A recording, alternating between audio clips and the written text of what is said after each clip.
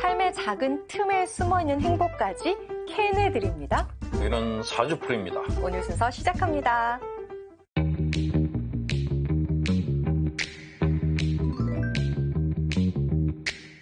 자, 오늘은 지난 시간에 새롭게 시작한 풀이죠. 영성 그 두 번째 시간입니다. 오늘은 스트레스에 대해서 한번 풀어볼게요. 신부님은 어떤 거에 스트레스를 받으세요? 저는 몸이 안 좋을 때 스트레스를 제일 많이 받아요. 그러니까 몸이 안 좋으면은 아무것도 못 하잖아요. 네네. 아무것도 못 한다는 그것 자체가 엄청나게 스트레스가 오더라고요. 이번에도 이제 긴 독감 때문에 많이 시달렸는데 네네. 그때 제일 힘든 게 아픈 것보다 네. 아무것도 못 한다는 게 너무너무 짜증이 나고 내가 워커홀릭이었구나 하는 거를 이제 새삼 깨닫게 됐죠. 워낙에 그동안에 바쁘게 이렇게 일정을 소화하셨으니까. 연식이 이제 오래됐는데 무리를 했던 거죠. 자동차가 70년 쓴 건데 과도하게 전국을 몰고 다니는 바람에 이제 고장이 났던 거였는데, 그러니까 좀 아껴 썼어야 되는데, 네. 제가 잘못해서 이렇게 차가 고장이 났는데 막 화가 나는 거예요. 이걸 못하니까. 왜 못 달리지? 그런 생각하면서. 그게 스트레스였죠. 그랬군요.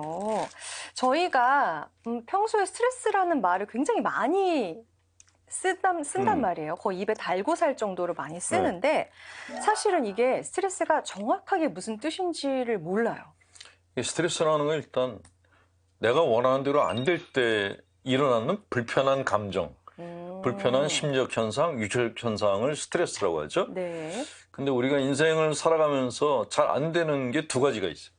하나는 일이 안 될 때가 있고 네. 사람이 안 될 때가 있어요. 근데 어느 게 더 힘들까요? 사람. 맞아요. 사람이에요. 일은 내 계획대로 안 되면은 네. 수정을 해서 다시 새로운 계획을 짜가지고 다시 새롭게 진행을 할 수가 있는데 네. 마음에 안 드는 사람은 그건 참 어려워요. 어떻게 할 수가 없어요. 그래서 어떤 강사가 그런 얘기를 했어요. 부부관계가 뭐냐 그랬더니 로또라 그러더라고요. 안 맞는다고. 안 맞아. 죽어도 안 맞아? 그렇죠. 그러니까 사람은 일은 바꿀 수가 있는데 사람은 바꾸질 못하기 때문에 사람 때문에 받는 스트레스가 굉장히 크다라고 그렇게 얘기를 합니다. 네. 그래서 뭐 고부간의 갈등, 부부간의 갈등, 뭐 신자분들은 뭐 본당 신부님들은 스트레스가 없지 않겠냐라고 얘기를 하는데 저희들은 저희들대로 또 이렇게 본당 신부들은 보좌 신부님들과의 갈등이 있죠. 요새 이제 MZ 세대가 보좌 신부님들로 들어왔는데 어떤 본당 신부님이 그런 얘기를 하더라고요. 이렇게 새로운 보좌가 3료를 한대요. 3료. 3료요? 일을 시키면은 내가요? 왜요? 왜요? 싫어요. 싫어요. 그 얘를 어떻게 하면 좋겠냐고 물어보는 그런 본당 신부님들이 점점 늘어나고 있는데 그러니까 이렇게 사람이 마음에 안 들을 때는 바꾸지도 못하고 이러지도 못하고 고쳐 쓰지도 못해요, 사람은. 안 고쳐지죠. 안 고쳐져요. 그래서 스트레스를 제일 많이 받는다. 스트레스가 생기면은 제일 먼저 나타나는 게 목이 뻣뻣해져요. 그래서 스트레스 받으면 다 아이고 목이야 그러고 뒷목을 잡죠. 아이고 뒷골이야 이렇게 하죠. 뒷골에 여기를 잡죠. 또 잠이 안 와요. 잠이 안 와요. 신경이 예민해져 가지고 잠을 잘 수가 없는 거. 이거를 죽일 수도 없고 살릴 수도 없고 더군다나 같은 공간 안에 살고 있으면 더 그게 더 심해지죠. 이런 것들을 이제 스트레스다라고 얘기를 합니다.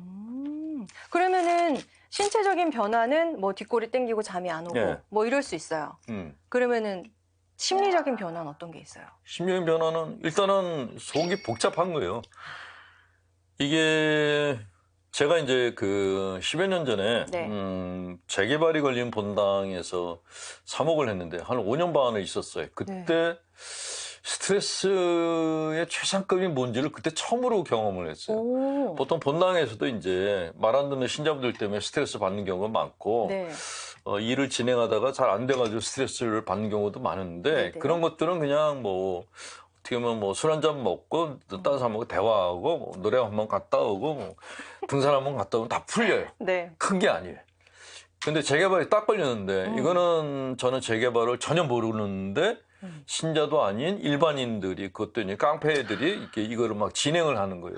어. 그러니까 상황에 이게 어떻게 진행이 될지는 모르는 데서 오는 스트레스가 제일 컸어요. 불안하더라고요. 그리고 시간이 지나니까 왜 내가 여기 있어야 되지? 우울해지기 시작했어요. 근데 그 다음에 찾아온 게 네. 이것들이 이렇게 그 분노가 오더라고요. 예, 그때 처음으로 스트레스를 이루는 세 쌍둥이 감정, 세 쌍둥이 감정을 알았는데 분노, 우울, 우울, 불안, 분노. 불안. 얘네들이 교대교대로 찾아요. 어떤 때는 세 놈이 한꺼번에 오는 거예요. 그럼 너무 힘들겠는데요? 그렇죠. 그러니까 그런 감정에 휩싸이니까 제일 먼저 나타나는 게 피부병이 나타나더라고요.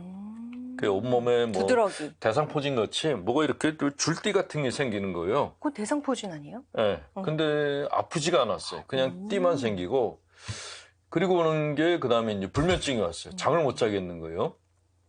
깡패들이 뭐 성당에 불 질러 버리겠다고 이렇게 그 협박을 해서 그러니까 잠을 못 자겠는 거예요. 네네네. 자다가 창문이 뻘게 하면은 놀래서 깨가지고 창문을 열어보는 거예요. 성당에 누가 불 질렀나고 불면증이 오고 네. 그리고 어느 날 난 심장이 지가 혼자서 뛰는 걸 처음 느꼈는데 얘가 이렇게 막 튀어나오려고 그러는 거예요. 새벽 2시에. 그래서 아, 이러다 내가 죽는 거 아니야? 그런 생각도 들었었고 그리고 그리고 신기한 게 운동을 정말 많이 했는데 네. 뼈가 부러지기 시작하는 거예요. 뼈가 그- 부러져요? 예. 한 번에 이렇게 그 술을 먹고 성당으로 들어오다가 길에서 겨울에 빙판길에서 미끄러져가지고 이렇게 옆으로 쓰러졌어요. 네. 옷도 두껍게 입고. 네. 근데 그 다음날 아침에 일어났는데 이렇게 여기가 빠고 난 거예요. 그래서 운동 부족인가? 그 역기를 들었는데 숨을 못 쉴 정도로 아픈 거예요. 그래서 뭐 여기를 부둥켜 안고 그 이제 정형외과를 찾아갔더니 뼈에 금이 갔는데 열심히 운동하셔가지고 부러뜨려 놨다고. 갈비뼈 골절인 거예요? 그렇죠. 그래서 이것도 이렇게 뭐 여기다가 뭐 뭘 차지도 못한대요. 맞아요. 예, 그냥 그래서 가만히 있어야죠. 여기도 복대를 차고 거의 한 달 동안을 이렇게 그냥 조심조심 다녔던 기억이 있는데 스트레스를 많이 받으면 뼈하고 살이 약해져서 살이 찢어지고 뼈가 부러지는 일들이 벌어진다는 거를 제가 몸으로 체험을 했죠. 그렇군요. 네. 그러니까 스트레스가 만병의 근원이라고 얘기를 하잖아요. 근데 진짜 생각보다 훨씬 더 심각해요. 네, 심각한 것 같아요. 스트레스의 강도에 따라서 사람이 죽기도 하고 그러니까 이 스트레스가 영성생활에서도 그렇고 일상생활에서도 그렇고 정말 중요하게 다뤄야 될 주제라고 생각합니다. 네. 사람마다 이 스트레스를 받는 지점이 다를 텐데 네. 스트레스는 우리가 어떻게 좀 건강하게 해결할 수 있을까요? 스트레스도 사이즈가 달라요. 작은 사이즈일 때는 네. 스트레스를 받았을 때 내가 예를 들면 이제 나한테 스트레스 주는 사람이 있잖아요. 네네. 일 같은 경우에는 스트레스 받는다 그러면 그냥 손 놔버리면 되는데 사람이 스트레스를 주고 이 사람을 내가 계속 같이 다녀야 된다. 그러면은 마음속으로 이렇게 선입계산서를 딱 따져야 돼요. 네네. 내가 이 사람한테 얼마나 아쉬운 게 많은가를 따져보는 거죠. 내가 정말 아쉬운 게 많다 그러면 스트레스를 내가 나 스스로 해소를 해야죠. 덜 받게끔 해야죠. 그렇죠. 어쩔 수 바꿀 수 없으니까. 그렇죠. 네. 근데 이 사람한테 내가 아쉬운 게 없어. 네. 그러면 이 사람은 스트레스를 줘야죠. 보내. 그렇죠. 스트레스를 줘서 쫓아버리는 게 그 현명한 네. 선택이라고 하고요. 거의 복수인데요, 신부님. 그렇죠. 거의 뭐 복수라고 할 수 있는데 조금 더 이렇게 한 단계 높은 단계에서의 스트레스는 스트레스가 나한테 주는 의미를 생각해 보는 거죠. 예, 금강석은 단련이 돼야지 금강석이 생긴다고 하는데 사람의 자아도 마찬가지예요. 그러니까 정말 순풍에 돛단 듯이 이렇게 인생길을 산 사람들은 약해요. 맞아요. 제가 아는 그 어떤 좀 대학교 교수님이신데 어렸을 때 공부를 잘해서 네. 정말 계속 인류 코스만 밟고 나오셔서 이제 대학교 교수까지 되셨어요. 근데 학교 내에서 다른 교수님들하고 갈등이 생겼대요. 이분이 그냥 아파트에서 뛰어내서 그딴 좀 선택을 한 거예요. 그러니까 아무도 그분이 그럴 거라는 걸 예상을 못 했는데 그분이 돌아가시고 난 다음에 이제 뭐 얘기를 하다가 어떤 결론이 나왔냐면 네. 이분이 항상 순풍에 돛단 듯이 살아와서 그러니까 자아 강도가 약했던 거예요. 우리는 많은 부모님들이 아이들이 아무런 이렇게 그 어려움 없이 그냥 정말 편안하고 행복한 삶을 살기 원하시잖아요. 네네. 무병장수하고 뭐 이렇게. 근데 그게 가장 안 좋은 거예요. 이렇게 보호해서 키우잖아요. 특히 그렇죠. 그거는 요즘에는. 온실 속에서 자란 아이들은 네. 온실이 없어지면 바로 죽어요. 그래서 이 스트레스, 내게는 역경이라고 얘기를 하는데 네네. 이 스트레스가 나한테 주는 의미, 나를 강하게 만들어주는 그런 원인이 되기도 한다는 것도 한 번쯤 생각하시는 게 좋다 생각하고 네. 실제로 그 정상급 운동선수들 보면은 자기 스스로 스트레스를 받아요. 혼자 연습해요. 혼자서 연습한다는 게 얼마나 힘들겠어요. 그렇죠. 예. 힘들죠. 예전에 그 굉장히 유명한 여자 골프 선수가 있었는데 네. 이분이 이제 정상에 올랐다가 갑자기 은퇴를 했어요. 그 왜 은퇴를 했냐 그랬더니 아무도 없는 그 빨간 대낮에 아무도 없는 땡볕 아래에서 혼자서 모래밭에 들어가서 공을 쳐 올린다는 게 너무너무 지겨웠대요. 그게 그런 스트레스를 안 받으려고 자기는 그만두겠다라고 선언했다고 합니다. 네. 모든 정상을 향해서 달려가는 사람들은 네. 다 스트레스를 스스로 만들어서 견디는 그런 훈련을 합니다. 그러니까 성공한 사람들의 특징은 스트레스를 얼마나 많이 잘 받아들이고 스트레스를 얼마나 생산적으로 만들어낸 사람인가로 결정된다는 거죠. 이것이 이제 작은 스트레스들의 의미이고 네네. 아까 말씀드린 것처럼 이제 재개발 같은 경우는 거기는 어떻게 할 수가 없었는데 어쨌건 제가 이제 몸도 안 좋아지고 정신적으로도 막 무너져가는 상태에서 어떻게 하면 이런 상황에서 내가 끝까지 살아남을 수 있을까? 생존이 문제더라고요. 네네. 뭐 이건 나 말고는 뭐 본당 신부 임기가 5년이니까 나 말고 딴 사람을 여기다 또 불러들일 수도 없고 그래서 결국 이제 책을 봤더니 그전에는 뭐 이렇게 여러 가지 영상 서적을 봤는데 크게 도움이 안 되더라고요. 진짜 저한테 도움이 됐던 거는 네. 전쟁터에서 승리했던 장수들의 자서전이었어요. 오. 근데 그 장수들의 책을 봤더니 네. 몇 가지 그 비법들이 있는데 네네. 일단 제일 중요한 게 잘 쉬는 거죠. 잘 쉬는 거. 먹고 잘 자고 잘 쉬는 것. 네. 해소를 잘해야 된다. 해소. 분노 해소, 뭐 스트레스 해소. 그런 해소 방법들을 갖다 여러 가지 찾았는데 그때 제가 제일 많이 썼던 게 네. 사이클 타고 한강변을 사이클링을 했어요. 하루에 3시간 이상을 매일 달렸어요. 자전거를 매일 타셨군요. 자전거 타고. 하체가 튼튼해야지 이 어려운 상황을 견뎌낼 수 있을 것 같다 그래서 매일같이 사이클을 탔고 일주일에 한 번씩은 꼭 산을 갔어요. 북한산을 정말 줄기차게 올라갔어요. 산에 올라가다가 힘들면은 산에서 누워가지고 이렇게 심호흡을 하기도 하고. 피톤치드 이렇게 그렇죠. 마시고. 그러니까 중요한 거는 나한테 스트레스 주는 환경을 가능하면 자주 떠나는 게 중요해요. 그래서 등산도 가고 그때 여행도 정말 많이 다니고 그랬죠. 그랬군요. 네. 그리고 수시로 시간 날 때마다 신자분들을 불러서 사제관에서 같이 식사하고 같이 고스톱을 쳤어요.